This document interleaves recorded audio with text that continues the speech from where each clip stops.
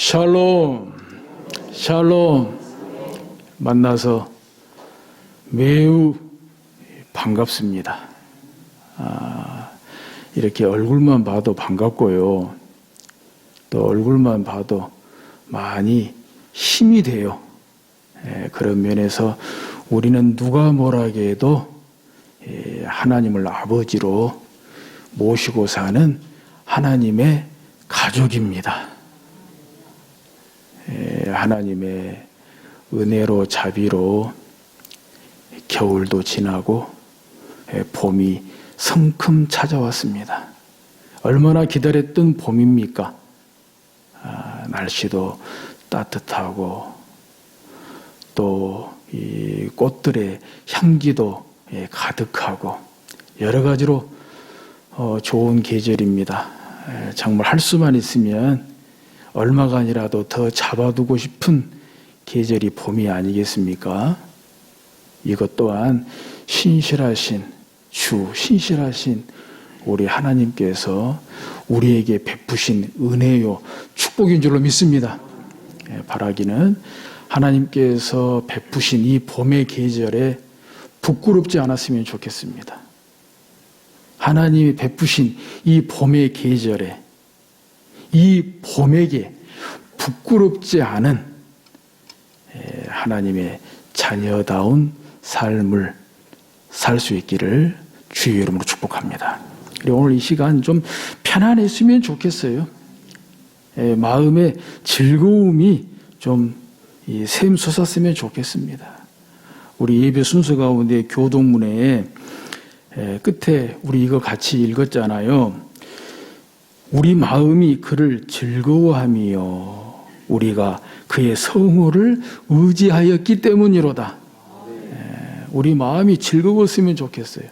주의 이름을 부름으로, 주의 이름을 부르다가 지칠지라도 주의 이름을 불러서 주의 이름을 부름으로 낙심되었던 것이 사라지고 믿음이 생기고 용기가 생기고 마음에 즐거움이 샘솟는 우리 예배 시간이 되실 수 있기를 주의 이름으로 축복합니다.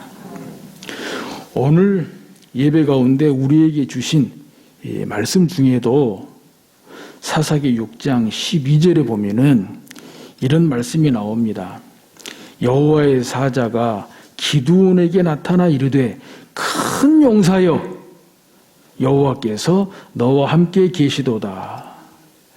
여호와의 사자가 기드온에게 나타나서 큰 용사여, 큰 용사라고 말씀합니다. 이때의 그 시대적 배경을 잠깐만 말씀을 드리면은 그 이스라엘 역사를 보면은 사사 시대가 나옵니다. 사사 시대라 하면 여호수아 이후에 사울이 이스라엘의 초대 왕이 되기 전까지의 시대를 사사 시대라고 합니다. 즉 왕은 아니고 그때 이스라엘이 큰 위기에 고통 가운데 부르짖을 때에 하나님께서 그때 이스라엘의 지도자를 세워서 이스라엘을 구하도록 했지요. 그런 시대가 이제 사사 시대인데 이제 이 기드온이 활동했던 이 시대에는 그 사사 시대 중에서 미디안이 그 미디안 족속이라고 있습니다. 가나안 미디안 족속이 나타나서 이스라엘을 무려 7년 동안이나 괴롭혔습니다. 말도 못하게 괴롭혔습니다. 6장 1절에서부터만 보면 얼른 좀 이해를 할 수가 있는데요. 7년 동안 말도 못하게 괴롭히는데 그냥 뭐 곡물이든 가축이든 다 빼앗아 갑니다. 공출해 갑니다. 마치 우리나라 일제 강점기 때 막 쌀 이런 곡물들 일본으로 다 공출해 갔잖아요. 그런 것처럼 이 미디안 족속이 무려 7년 동안이나 이스라엘을 압제하면서 밀이면 밀, 가축이면 가축 다 이렇게 공출해가는 그런 시대예요. 그런 시대에 하나님께서 어찌된 영문인지 이 기드온을 부르신 거예요. 기드온을 이제 사사로 부르시는데 그때에 이제 여호와의 사자가 기드온에게 나타나서 큰 용사여라고 말씀하신 거예요. 그런데 우리 같이 보게 됐지만은 또 저도 미리 보고 이렇게 연구하고 설교를 준비하게 됐지만은 기드온이 큰 용사가 될 만한 자격이 없어요. 큰 용사하고는 너무 거리가 멀어요. 이것은 누구보다 기드온이 더 잘 알아요. 그런 내용이 오늘 주신 말씀 가운데 크게 두 군데가 나오거든요. 첫 번째는 11절에 여호와의 사자가 아비에셀 사람 요아스에게 속한 오브라에 이르러 상수리 나무 아래에 앉으니라. 마침 요아스의 아들 기드온이 미디안 사람에게 알리지 아니하려 하여 밀을 포도주 틀에서 타작하더니, 이것이 바로 기드온이 큰 용사하고는 거리가 멀어도 너무 멀다는 증거 중에 하나입니다. 기드온이 미디안 사람에게 알리지 아니하려 하여 밀을 포도주 틀에서 타작했다. 제가 좀 전에 말씀을 드린 대로 미디안의 압제 가운데에서 밀이 되었건 가축이 되었건 다 공출이 간다 이거예요. 그러니까 밀 타작하는 것이 발견되기만 하면, 발각되기만 하면 밀 타작하던 거 다 빼앗기고 또 잡혀갈 수도 있는 상황이지요. 또 밀을 타작하려면 최소한 어디서 타작해야 됩니까?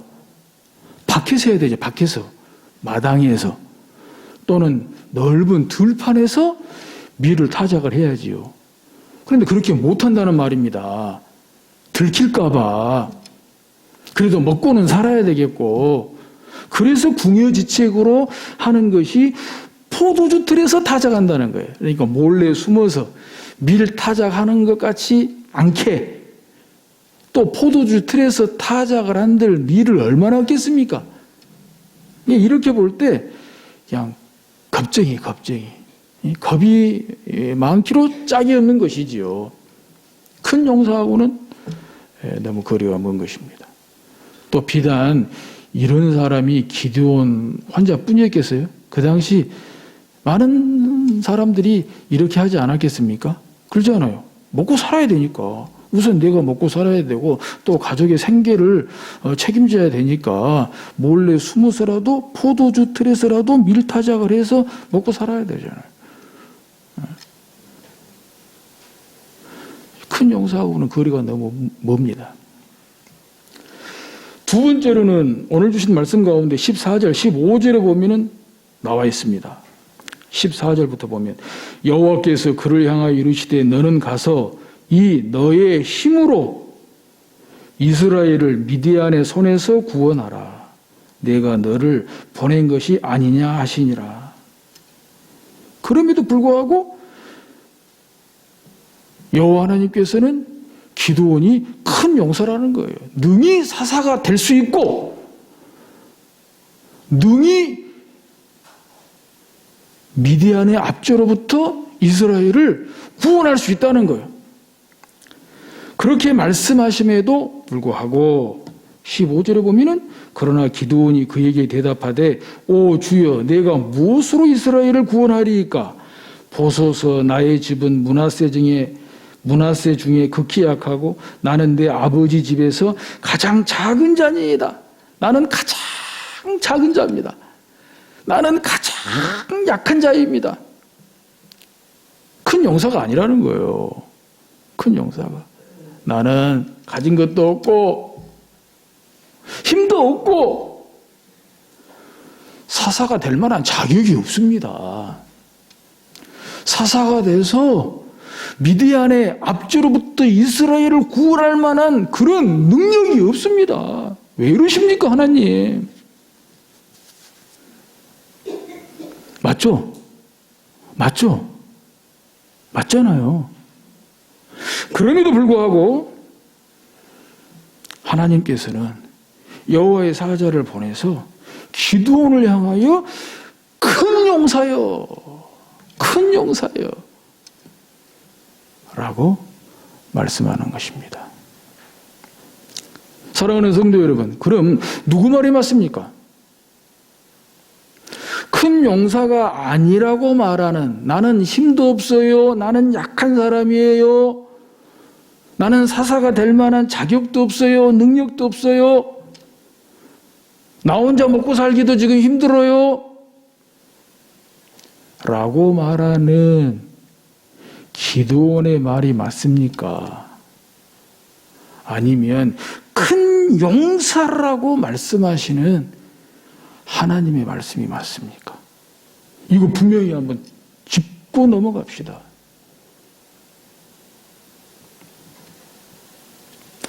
기드온의 말도 사실대로는 맞습니다만은 하나님의 말씀이 맞습니다. 왜냐하면 결론적으로 볼 때 6장 쭉 한번 집에 가셔서 보시면서 확인해 보세요. 7장까지 보시면서 확인해 보세요. 결국에 가서는 기드온이 사사가 돼서 미디안의 압제로부터 이스라엘을 구원해냅니다. 그것도 기드온 300용사 300명만 가지고 미디안을 쳐서 무찌릅니다. 기드온 정도 상대하려면 몇만 명 정도는 모집이 돼야 됩니다. 근데 사실 6장 7장 보십시오만은 기드온이 사사가 돼서 나를 따르라 할 때 수만 명이 모여들었어요. 수만 명이. 근데 하나님께서 수만 명 그렇게까지 필요 없다, 너무 많다 해가지고 고르고 추려서 300명만 딱 해가지고 300용사 가지고 그 강한 미디안을 쳐서 무찔렀다 이거예요.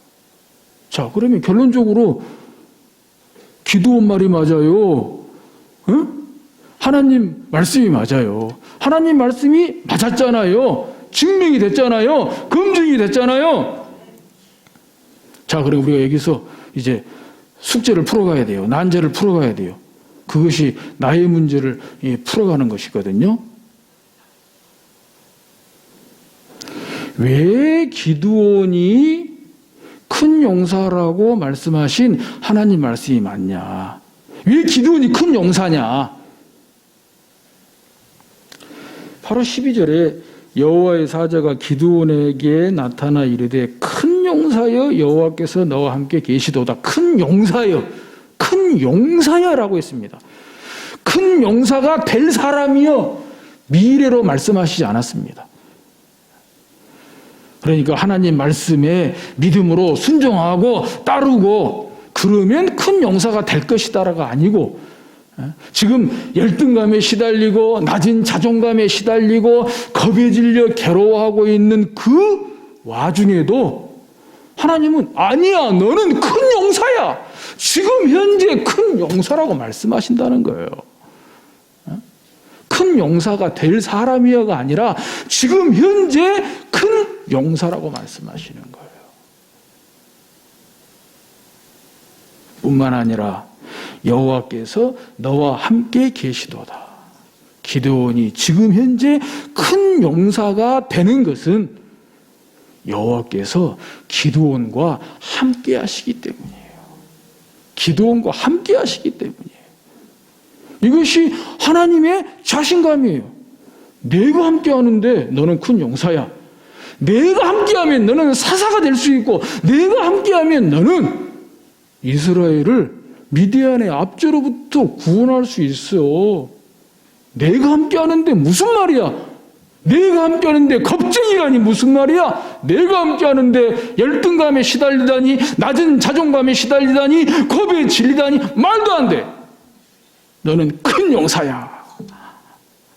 하나님의 말씀입니다.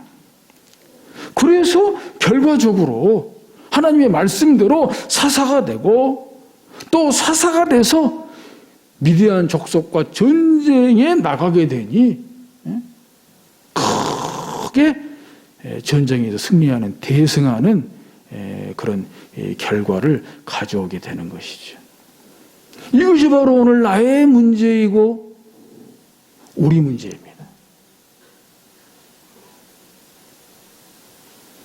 우리는 자꾸 뭔가가 돼야 돼요.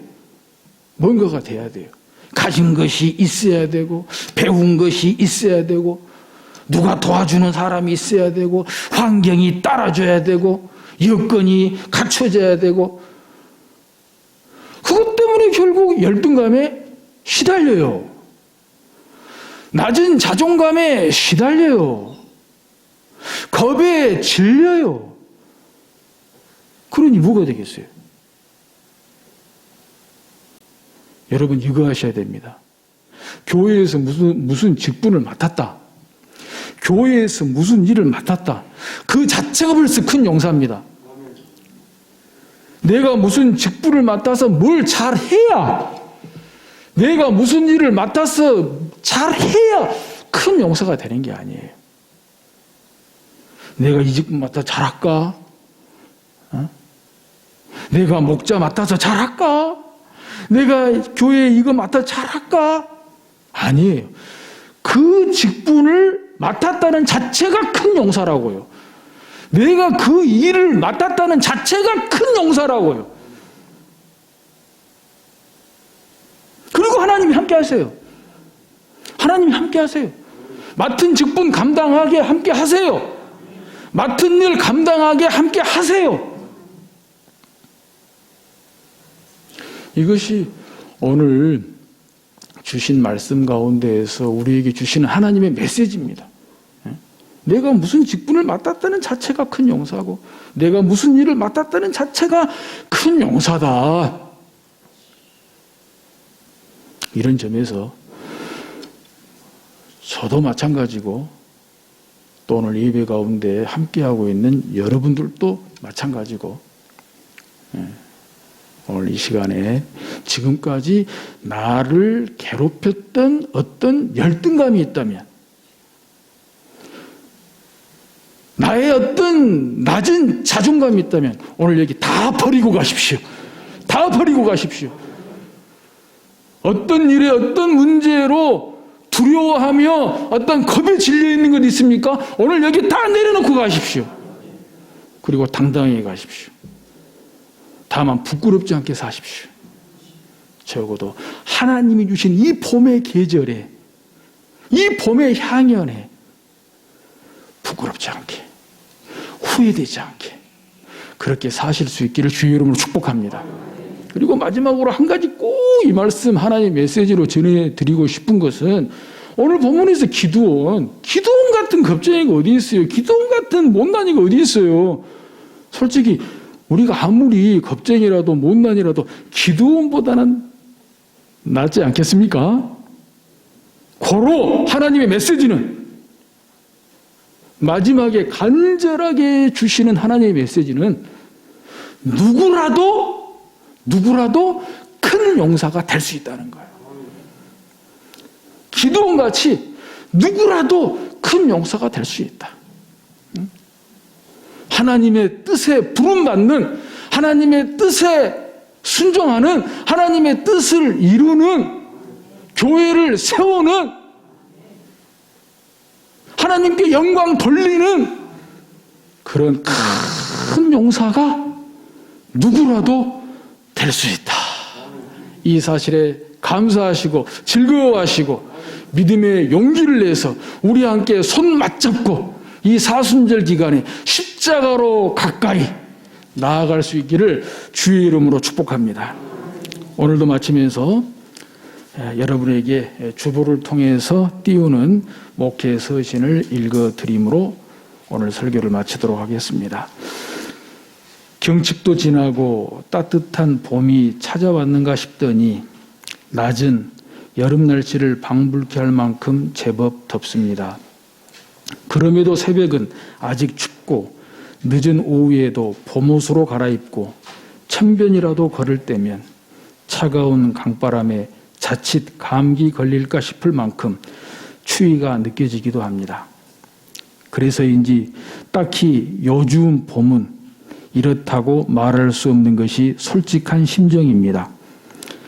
사정이 그러고 보니 제대로 봄 날씨를 만끽하고 싶은 마음은 간절하지만 언제 찾아올지 모를 여름 맞을 준비를 해야 할 것 같습니다. 제가 너무 궁상을 떨었나요? 비록 미세먼지로 봄의 향기 가득한 하늘이 어울리지 않게 자욱할지라도 마음만은 산뜻하게 하루하루가 행복하기를 축복합니다. 요즘 새롭게 편성된 목장을 비롯한 주말 농장 등등 때로 편치 않은 일들조차도 교회 세우는 일에 여념이 없습니다.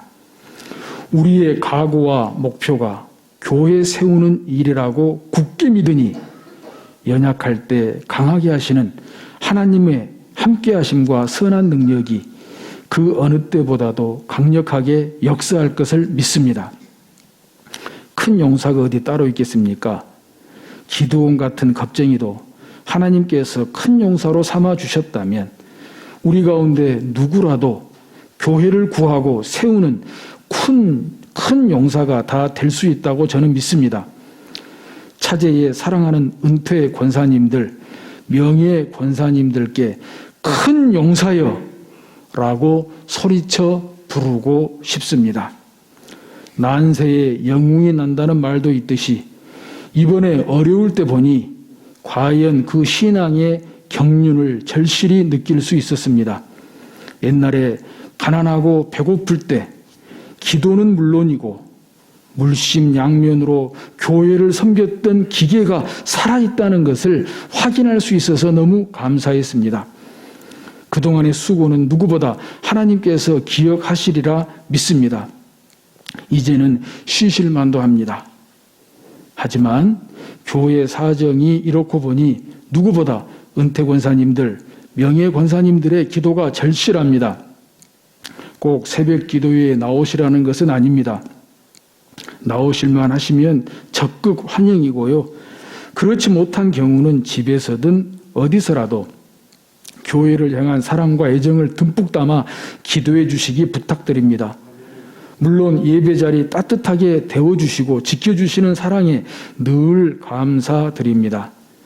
70세 이하 청년 은퇴 권사님들께서 그 이상의 일도 맡아 열정을 불태워 주신다면 쌍수를 들어 환영합니다. 어떤 책에 이런 구절이 있답니다. 가장 빛나던 날 그대를 만난 것이 아니라 그대를 만나서 나의 날들이 빛났음을 일러주고 싶어 이 편지를 씁니다. 사랑하는 은퇴 권사님들, 명예 권사님들, 더 좋은 교회의 모습을 오래오래 보시도록 건강하시기를 축복합니다. 따뜻해도 봄, 추워도 영락없는 봄처럼 변함없는 모습으로 우리 곁에 오래오래 머물러 주시기를 축복하고 기원합니다. 2021년 3월 14일 지안 오양훈호 목사 드림.